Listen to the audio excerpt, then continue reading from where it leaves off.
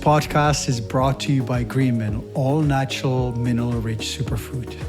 If you have never heard of Greenman, I consider it to be the most important essential supplement for dogs and people. It is a great source of plant-based minerals, which are much more bioavailable and effective than supplements made from chemicals or ground-up rock. Minerals cannot be made in our body and have to come in the form of food. Unfortunately, intensive agriculture and food transportation have interrupted the natural nutrient cycle, and soils and food are becoming increasingly depleted. Mineral deficiencies are one of the primary causes of disease. Let me give you another explanation. Most people understand that plants in the garden would not grow if some of the minerals were depleted or missing. For example, if phosphorus is deficient, strawberries and tomatoes would not blossom and fruit. Ironically, healthcare has not fully addressed the fact that food deficiencies are a greatly predisposing factor when it comes to cell and organ dysfunction and disease. Malnourished and depleted plants in the garden are relatively easy to spot, but a mineral deficient body is harder to detect until it's too late. The key to supplementing minerals is to provide them in the most digestible and bioavailable form. This is why I chose Alga calcarea for Greenman. This certified organic algae originates from Brazil and has evolved to absorb minerals from the ocean water and deposit them in the roots to anchor itself on the ocean floor.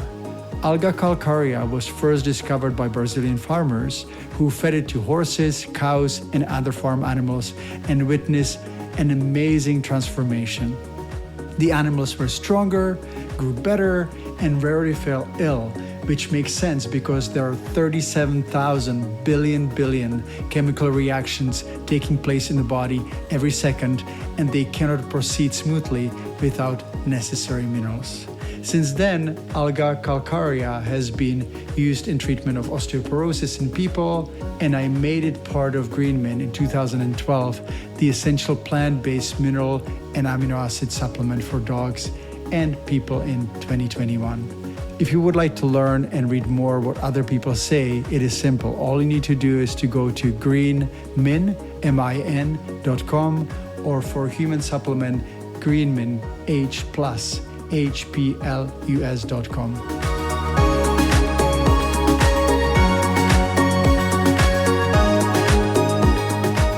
Hello, my dog lovers. This is Dr. Peter Dobias, and you're listening to Not Just About Dogs. Today, I would like to talk about a topic that many people are discussing and asking about, and that is a question. What is the correct ratio of calcium and phosphorus for dogs and puppies? And how do we figure out whether we're feeding our dogs the right amounts?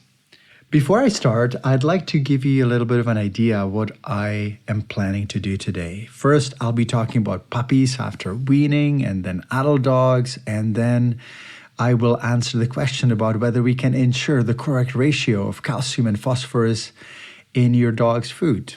Now, the next part, I'll be talking about how to balance raw diet for certain breeds and if there is any difference for small and large dogs and medium-sized dogs.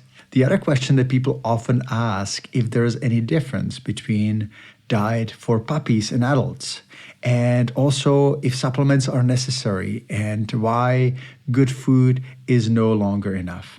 Now, the last little part, I'll be talking about if there is any healthy kibble for dogs and how to prepare healthy natural food.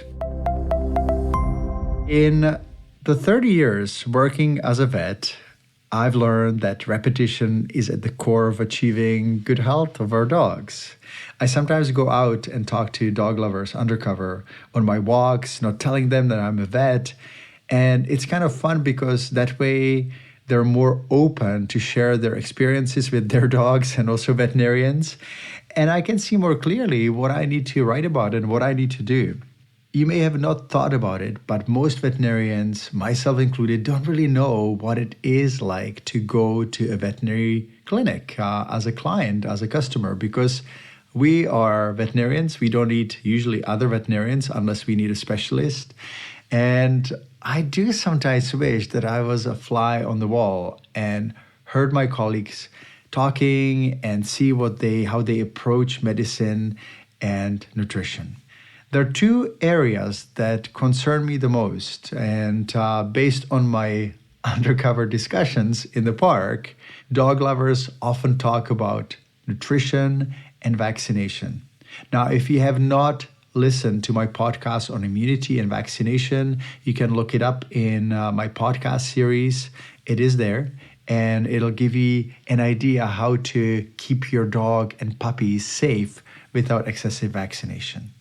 So the big question that many of you have is, what is the correct ratio of calcium and phosphorus for dogs? It is actually surprising how hard it is to come across clearly stated calcium-phosphorus ratio recommendations supported by research.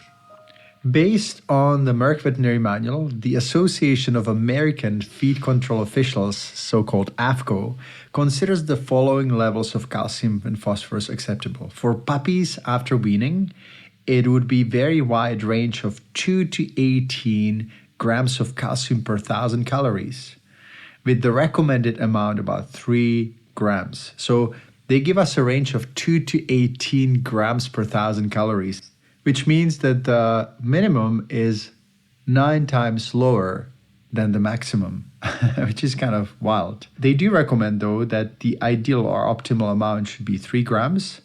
And when it comes to phosphorus, it's 2.5 grams of phosphorus per 1,000 calories. Now, I'm going to go with the numbers for a little longer. Adult dogs should be getting about minimum of 0.5 grams of calcium per 1,000 calories, with the recommended amount about 1 gram.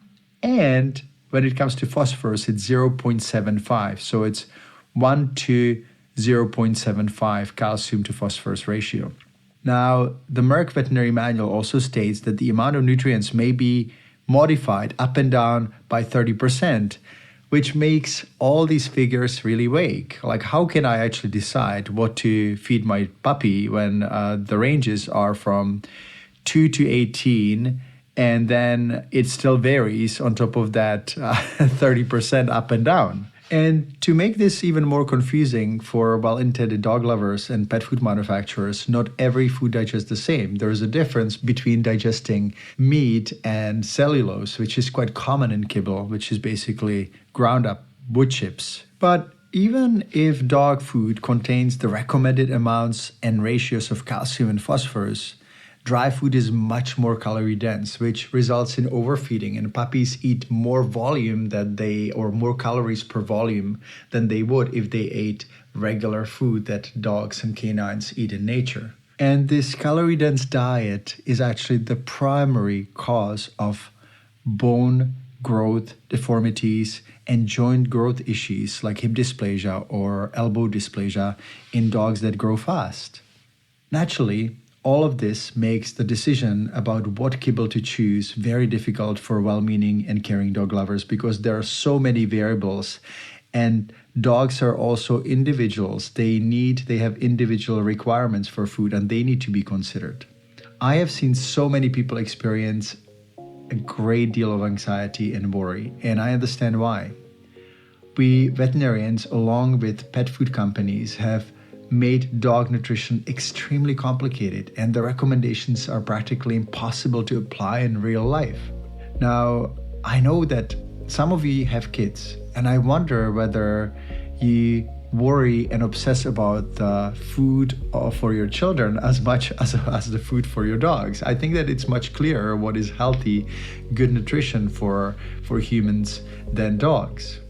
Now, I'm not sure whether making dog feeding complicated is intentional or not, but I do know that it results in everlasting confusion, endless debates, and most of all, unnecessary suffering of puppies and other dogs. And it's really hard for me to see, because I see young dogs that have elbow dysplasia or hip dysplasia, and they cannot enjoy their puppyhood. They cannot enjoy their early stages of life, and they suffer in pain and discomfort quite often for lifetime. And this is a serious problem, and we need to address it. No matter how much people disagree with some of the things that I will say, I will keep saying things over and over until people get it, because it is not complicated. And after 25 years of following certain protocol, I've been able to figure out how not to trigger the genes that may possibly predispose dogs and puppies to bone growth issues and joint issues.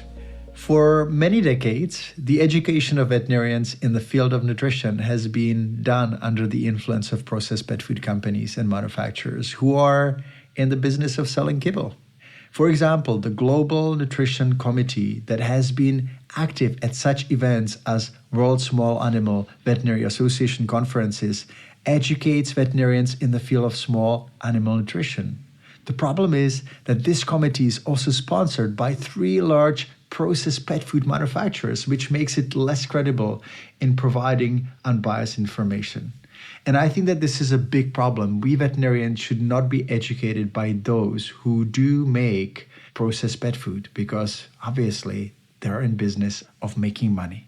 Now, the question remains, can we ensure the correct ratio of calcium to phosphorus in our dog food, in your dog's food? For most dog lovers, it would be extremely difficult, if not impossible, to verify that their dog's kibble contains the right ratio of calcium and phosphorus in connection with the metabolizable energy that is available in the dog food. As I said, there is a difference between calories and energy and minerals and calcium and phosphorus from bones and meat and cellulose. As I mentioned before, cellulose, our wood chips, and other forms of fiber are not digestible. They're used to bulk up the food volume. And you can see that in a dog park when you see poop of a dog on kibble. Their poop is about 3 times as big as those who eat natural, raw, or cooked diet. The difference is so striking that I would bet my pants on recognizing a kibble-fed dog's poop and raw-fed dog's poop. So what this all means practically, we cannot really determine 100% what the true ratio of calcium and phosphorus is in your dog's food. It may look good on the paper, but depending on the ingredients, it may be low, it can be high, and you as a dog lover and dog guardian will have a really hard time to determine whether the ratios are correct. Now, what does this all mean? I've had an opportunity to see thousands of dogs in my practice, and most dogs that have growth-related issues I have seen, including hip dysplasia, cartilage growth disorders, and growing pains, are on kibble.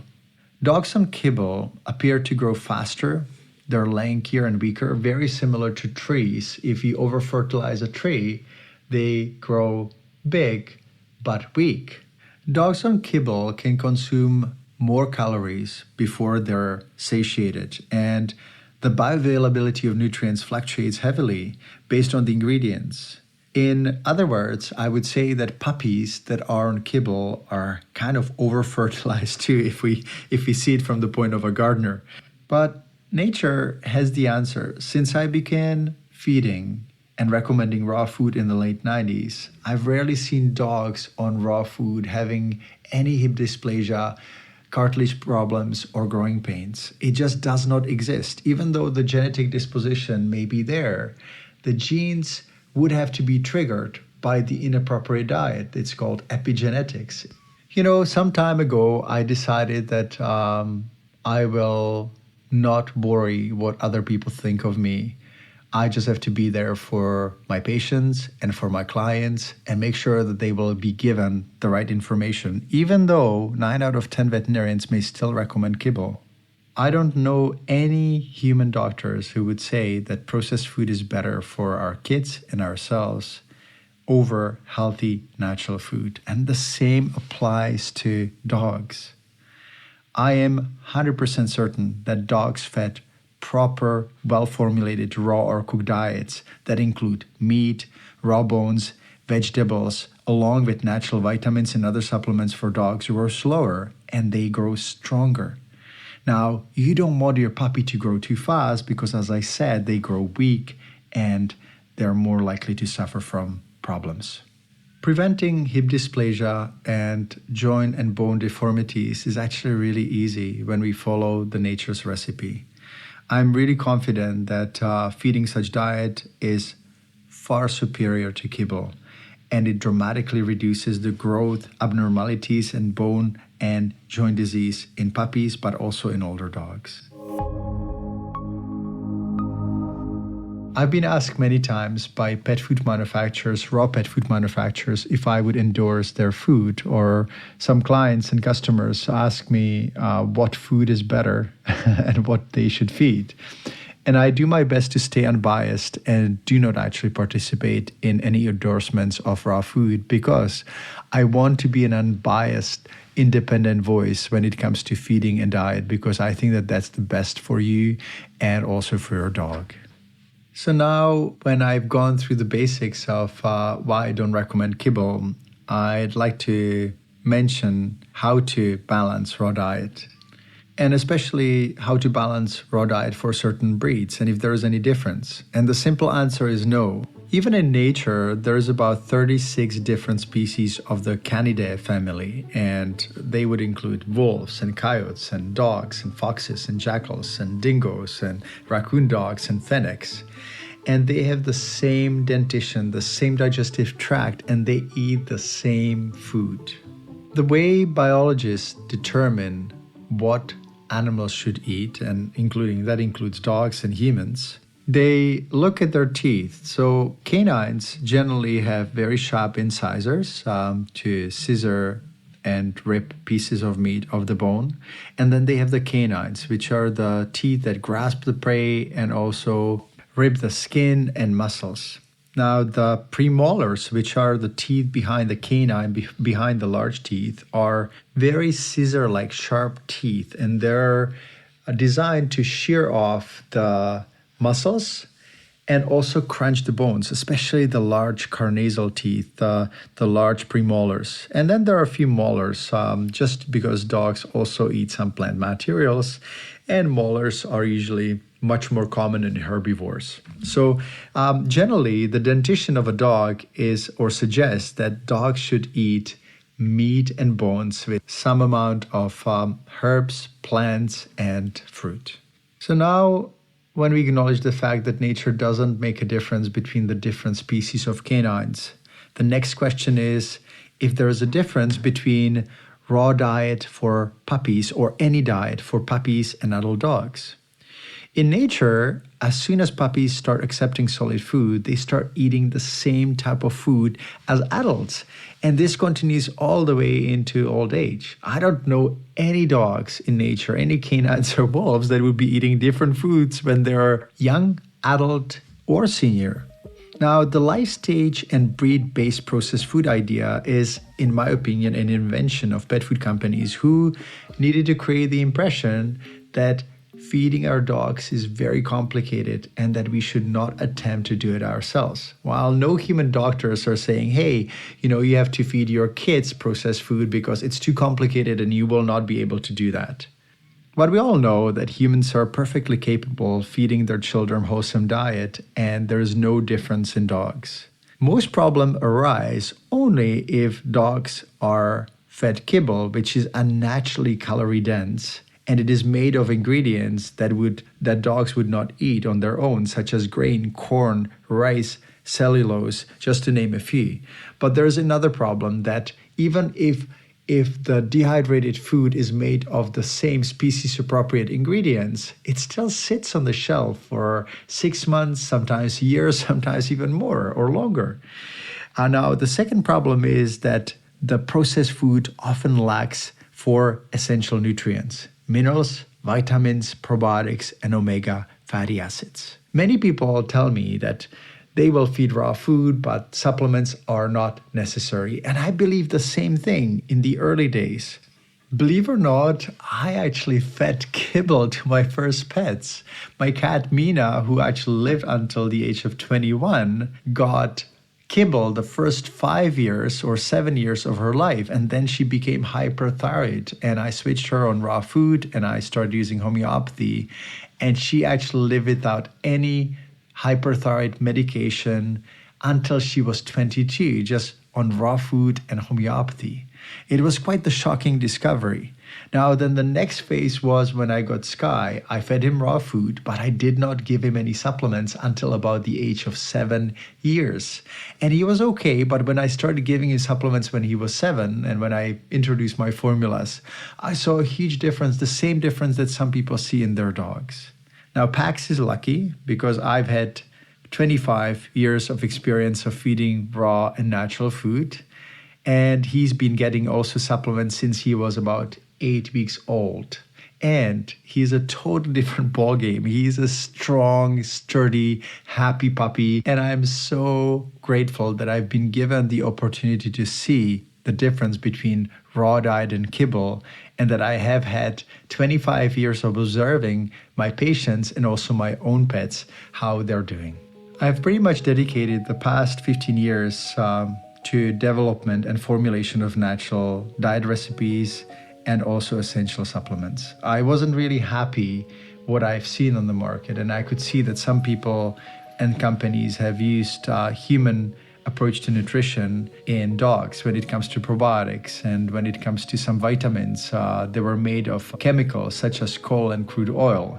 And that made me realize that the veterinary industry and the animal supplement production is actually very behind the human nutrition. So that's how we started implementing fermentation processes.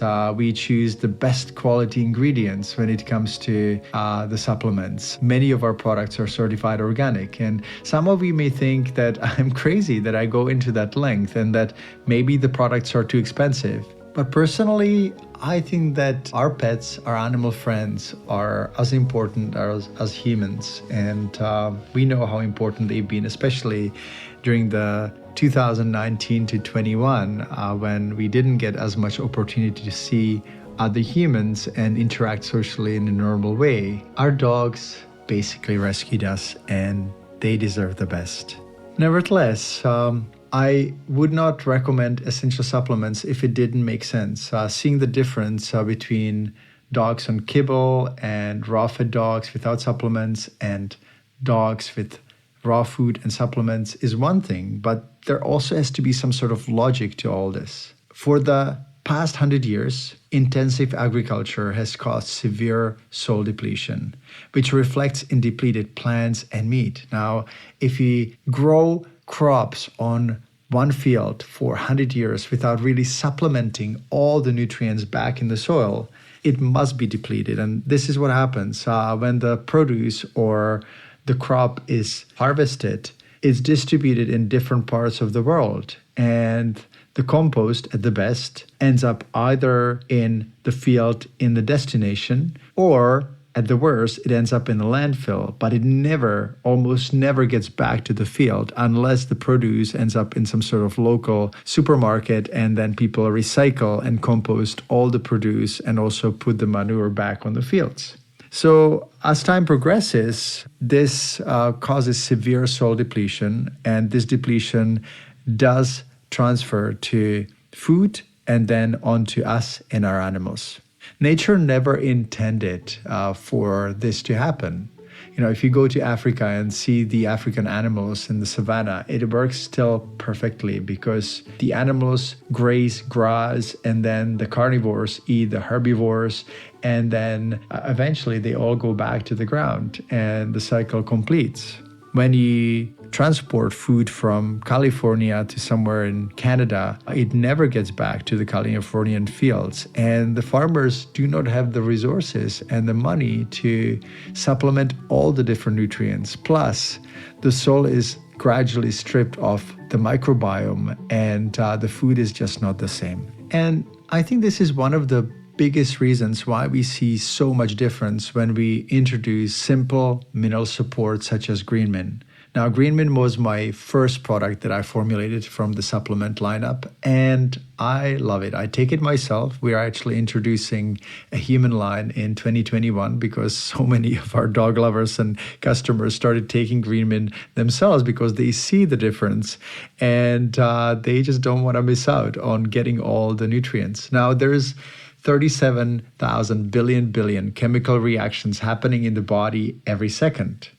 And these reactions cannot happen without having all the building blocks, and the body cannot make any minerals on its own.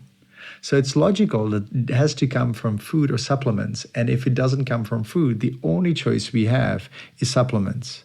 Now, when it comes to Greenmin, I use 2 core ingredients. One of them is alga calcarea, which is a mineral-rich algae. The algae actually anchors itself at the bottom of the ocean to make sure that it wouldn't float away. And it deposits minerals, and it basically creates this paperweight in a way to make itself heavy and anchor itself at the bottom of the ocean. The farmers in Brazil started feeding this algae to the animals, farm animals like cows and horses, and they started seeing them growing stronger and being healthier, which improved the bottom line. Later on, alga calcarea started being used in people for osteoporosis, and we are the first company that used alga calcarea for production of whole food-based mineral support for dogs. Now, the second ingredient that I've added to Greenmin is spirulina. And spirulina is so-called astronaut food. It's actually complete diet, it's complete nutrition, and it has full spectrum of amino acids. And amino acids are essential. The body cannot make all of them on its own, and therefore I added spirulina. Now, spirulina is also green superfood, which helps the body to cleanse and balance digestion, and it has an important role in preventing disease, chronic inflammation, and it is the key component for ensuring healthy function of organs and cells in the body. I have people often asking me if there is any healthy kibble for dogs because they're busy and feeding kibble is so convenient.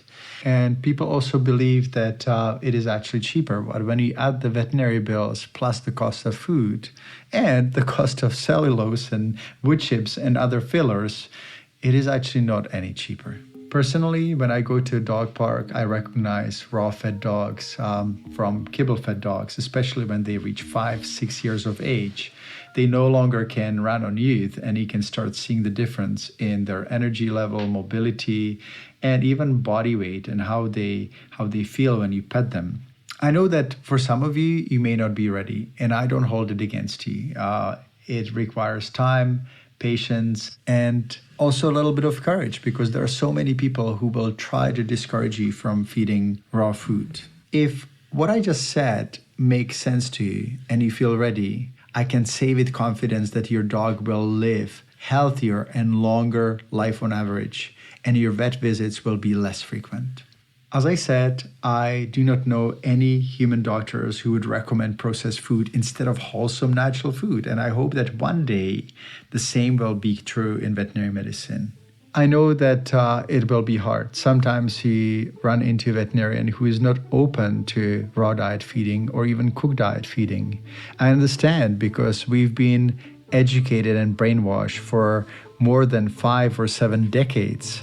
And it will take some time for this to be undone. Now, if you run into my colleagues who will make you feel guilty or make you feel like you're not a caring dog lover if you say that you're feeding raw diet or you're thinking about feeding raw or cooked diet, just tell them that you're grateful for their opinion, but you're going to do what you feel is the best. And I recommend that you talk to other dog lovers and see what their experiences are and go online to see that raw, natural diet and cooked diet is becoming more and more popular. It just doesn't fit in the business model of processed pet food companies, and that's the biggest problem. The same situation happened in the automobile industry. When Tesla came up, everyone was negative and the conventional car manufacturers were trying to discredit it. And now it's a company that is the most valuable of them all. And it sells 3 times as many cars in North America as, for example, Mercedes or other German brands.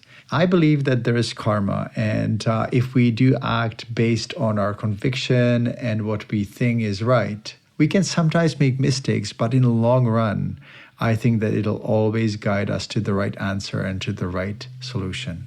Now, if you are ready to prepare healthy natural food, I recommend a few things here. One, you can go to recipemaker.peterdobias.com. I'll spell that. Recipe maker, that's easy. .peter, and the last name is Dobias.com.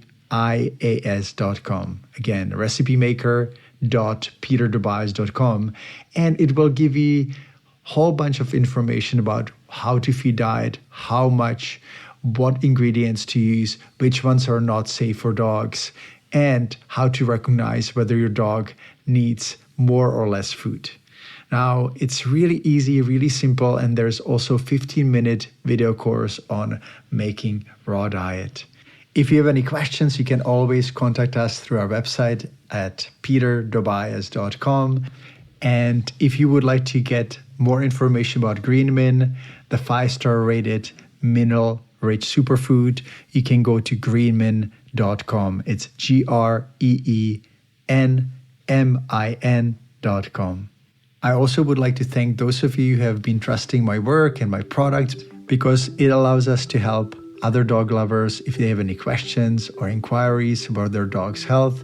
It allows us to do research in the field of health and longevity of dogs, and continue working on how to create healthy and longer life for your animal friend.